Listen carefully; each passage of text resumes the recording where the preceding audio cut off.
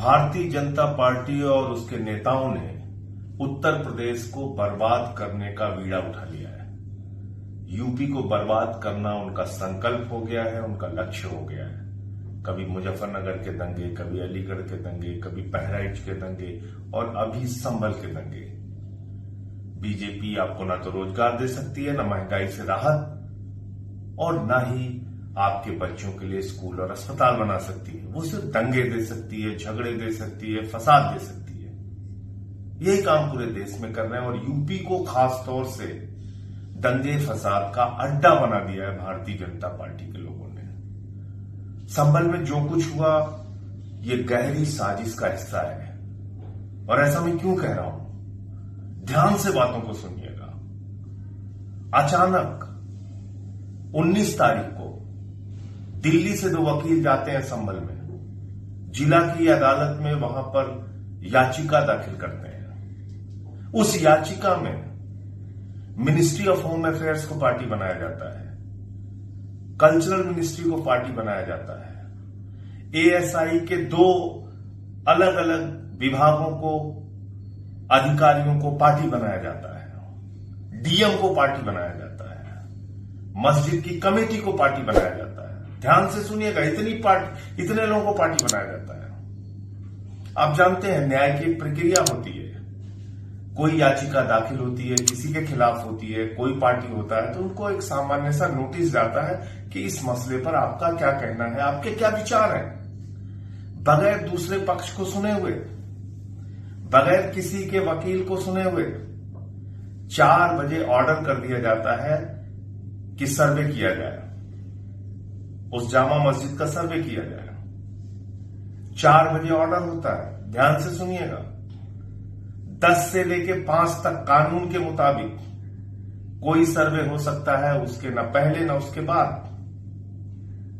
DM साहब home ministry के लिए, कल्चरल मिनिस्ट्री के लिए, एएसआई के लिए एक वकील भी नियुक्त कर देते हैं, जामा मस्जिद की कमेटी को नोटिस भी दे देते हैं। 19 तारीख को 6:30 बजे पहुंच के सर्वे किया जाता है। 2-2.5 घंटे 3 घंटे तक सर्वे होता है। डीएम साहब और प्रशासन के अधिकारी बाहर आते हैं, कहते हैं हमारा काम पूरा हो गया, काम कंप्लीट हो गया। उसके बाद वहां से वो लोग चले जाते हैं। ना कोई दंगा होता है, ना कोई फसाद होता है, ना कोई झगड़ा होता है। भाजपाई बौखला जाते हैं।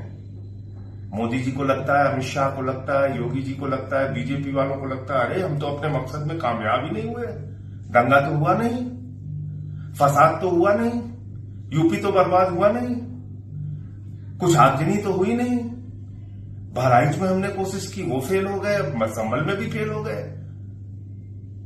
तो इन्होंने एक नया नाटक किया। 19 को सर्वे कहा पूरा हो गया, 24 तारीख को सुबह फिर से 6:30 बजे, 10 से 5 नहीं, 6:30 बजे सुबह नारे लगाते हुए सर्वे कराने के लिए प्रशासन पहुंचता है और उसके बाद वहां माहौल बिगड़ता है। जब मस्जिद के हौद से पानी निकाला जाता है, माहौल बिगड़ता है, पुलिस वहां पे लाठियां चलाती है, गोली चलाती है, पथराव भी होता है दोनों तरफ से और 5 लोगों की जान चली जाती है। ये कैसे हुआ, मैं पूछना चाहता हूं। अगर 19 तारीख को सर्वे पूरा हो गया था तो 24 का सर्वे डीएम के आदेश पे कैसे हुआ? जब 19 तारीख के सर्वे के बाद अगली सुनवाई के लिए कोर्ट ने तारीख 29 की दी थी और अगर सर्वे से कोई पक्ष संतुष्ट नहीं था तो उसके बारे में दोबारा सर्वे करने का आदेश भी न्यायालय दे सकता था, तो 24 तारीख को डीएम के आदेश पे दोबारा सर्वे कैसे हुआ? क्या यह डीएम का आदेश था या बीजेपी के नेताओं का आदेश था, ऊपर बैठे हुए आकाओं का आदेश था, दंगा कराने की नीयत से यह आदेश था, फसाद कराने की नीयत से यह आदेश था?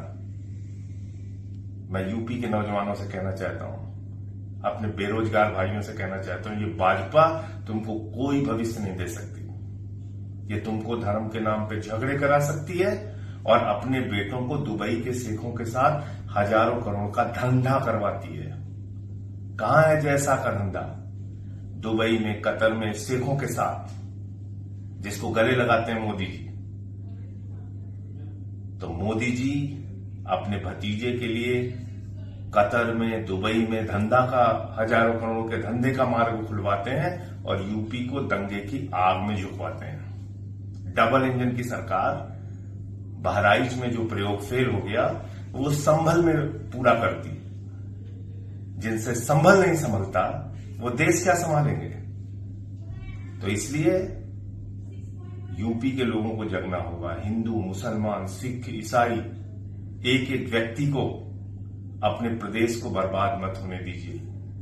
आइए हम सब मिलके भाईचारे के साथ, एक साथ, एकता के साथ, शांति के साथ सरकार से सवाल पूछें अपने मुद्दों पर, रोजगार पे, स्कूल पे, अस्पताल पे, किसान के सवाल पे, महंगाई के सवाल पे। इस दंगे फसाद से हमको कुछ नहीं मिलने वाला। और मैं फिर दोहरा रहा हूं, ये भारतीय जनता पार्टी के आकाओं और बीजेपी के नेताओं की गहरी साजिश का हिस्सा है संभल का दंगा। ये पूरा प्रकरण है। अब आपको समझ में आ गया होगा कि किस तरीके से ये दोबारा सर्वे करा के दंगा कराया गया, फसाद कराया गया, गुंडागर्दी कराई गई और 5 लोगों को गोलियों से भून दिया गया।